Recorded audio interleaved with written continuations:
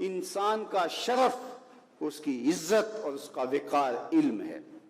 اس لیے سیدنا علی المرتضیٰ فرماتے ہیں ہم اللہ کی تقسیم پہ راضی ہو گئے، اس نے ہمیں علم عطا کر دیا اور جاہلوں کو مال دیا۔ مال سے علم افضل ہے۔ حضرت عبداللہ ابن عباس رضی اللہ تعالیٰ عنہ فرماتے ہیں، ابن عساکر نے اپنی تاریخ میں لکھا کہ حضرت سلیمان علیہ السلام کو اختیار دیا گیا، چاہے مال لے لو، چاہے سلطنت لے لو، چاہے علم لے لو۔ تو انہوں نے کہا مالک مجھے علم عطا کر دے، کہا اس کے صدقے مال اور سلطنت بھی عطا کر دیے، یہ علم کے پیچھے پیچھے چل کے آئیں گے۔ تو علم بنیاد ہے، علم شرف ہے انسانیت کا، علم وجہ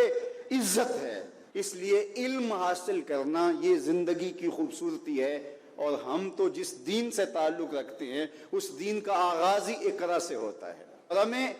آخری سانس تک علم حاصل کرنے کی تلقین کی گئی۔ اطلب العلم من المہد الی اللحد، آپ ماں کی گود سے لے کر کے قبر کی آخری اینٹ تک علم حاصل کرتے رہیں،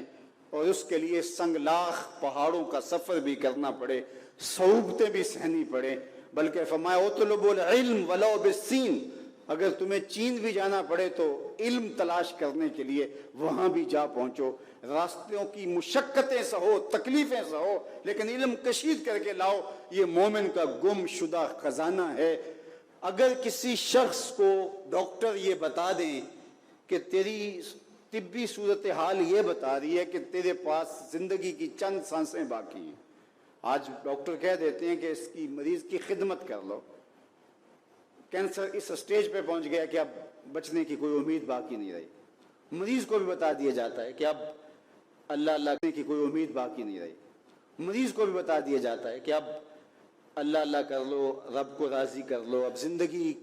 بس مہمان مہمان ہے، چراغ سحر ہے، بجھا جا رہا ہوں، یہ معاملہ ہے تمہارا، تو اب بس اپنی آخرت کی فکر کرو۔ اب وہ کیا کرے جسے پتا چلے کہ میرے پاس 2 دن ہیں، 3 دن ہیں، 5 دن ہیں، 10 دن ہیں، ڈاکٹر اندازہ بتا دیتا ہے، حتمی علم تو اللہ کے پاس ہے، تو وہ کہے کہ تم بس جانے والے ہو، تو کیا کرے؟ وہ نمازیں پڑھنے لگ جائے، نوافل پڑھے، روزے رکھے، صدقہ و خیرات کرے، یہ سب کرنا چاہیے اس کو، لیکن علماء نے کہا کہ وہ علم حاصل کرنے لگ جائے تاکہ اس کی موت حالت طالب علمی میں آئے۔ اور سنن دارمی میں روایت موجود ہے، حضور علیہ الصلوۃ والسلام کا فرمان کہ جو شخص علم حاصل کرنے میں مصروف ہوا اس لیے کہ اسلام کو زندہ کرے، فوت ہو گیا، وہ علم حاصل کرتے کرتے طالب علمی کے دوران انتقال کر گیا، قیامت کے دن اس کے اور نبیوں کے درمیان صرف 1 درجے کا فرق ہوگا، علم کی وجہ سے اس کو یہ شان اور یہ عظمت نصیب ہوگی۔ تمام علماء اس پہ متفق ہیں کہ علم عمل سے بہتر ہے، اس لیے کہ عمل صفت العبد ہے اور علم صفت اللہ ہے، صفت باری تعالیٰ ہے، صفت معبود ہے، معبود کی صفت عبد کی صفت سے افضل ہوتی ہے، تو علم جو ہے وہ افضل ہے عمل سے، عبادات سے۔ بلکہ ارشاد فرمایا جب حضور علیہ السلام سے 2 اشخاص کا ذکر ہوا، ایک عابد ہے، تہجد گزار ہے، شب زندہ دار ہے، صائم النہار ہے، قائم اللیل ہے، بہت عبادتیں کرتا ہے، اور دوسرا بس فرض پڑھتا ہے اور کتاب کھول کے بیٹھ جاتا ہے، نشر علم کے لیے لگ جاتا ہے، جو بھی ذرائع ہیں اس دور کے تو اس کے مطابق وہ بانٹنے لگ جاتا ہے۔ تو دونوں کے بارے میں پوچھا گیا تو آقا کریم نے کیا جواب دیا؟ فضل العالم علی العابد کا فضلی علی ادناکم، عالم کی فضیلت عابد پر اس طرح ہے جس طرح تم میں سے ایک عام آدمی پر میری فضیلت ہے۔ عالم کا موازنہ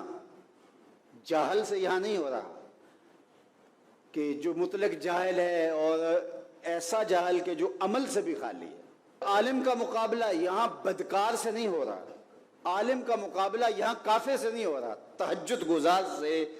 شب زندہ دار سے اس کا موازنہ ہو رہا ہے، اور یہ رات کو سویا رہتا ہے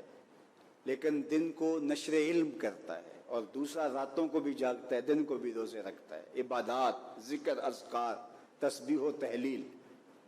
زندگی کا معمول خوبصورت صحیح معنی میں عابد ہے، زاہد ہے، تہجد گزار ہے.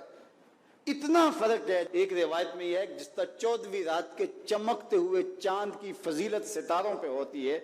اور جتنا یہ فرق ہے اس طرح عابدوں پر عالم کی فضیلت ہے. تو یار اگر وہ عالم ساتھ عابد بھی ہو،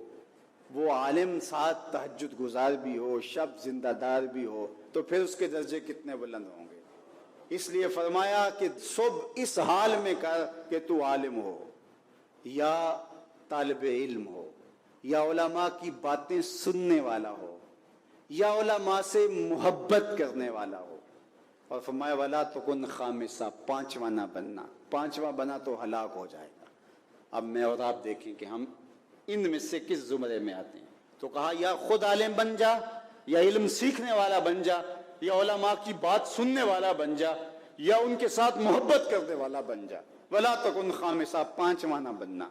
اللہ ان چاروں میں سے ہمیں کوئی بنا دے، اور ہم علم کے جمال کو اپنا اوڑھنا بچھونا بنا لیں. علم ہمارا حسن بن جائے، علم ہماری خوبصورتی بن جائے، اور علم ہماری زندگی کا وہ نور بن جائے کہ جس کی روشنی میں ہم تاریک راہوں میں بھی اجالے کریں، اور جدھر سے گزرتے جائیں نور پھیلتا چلا جائے.